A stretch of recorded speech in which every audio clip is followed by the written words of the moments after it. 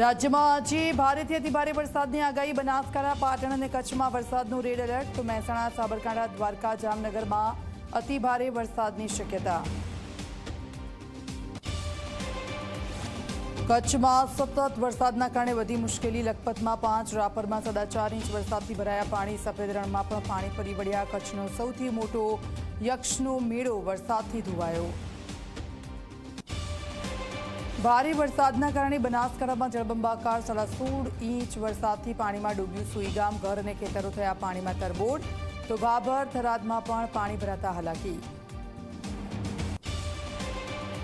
ખેડા, આણંદમાં ફરી વળ્યા સાબરમતી નદીના પાણી। ખેડા ધોળકા હાઈવે થયો બંધ। પથાપુરા અને રસિકપુરમાં પાણી ભરાતા પારાવાર મુશ્કેલી। આણંદના ડભોઈમાં પણ પૂર જેવી સ્થિતિ।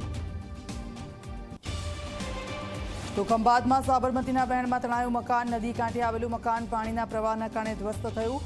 તારાપુરના 20થી વધુ ગામોમાં અપાયું એલર્ટ।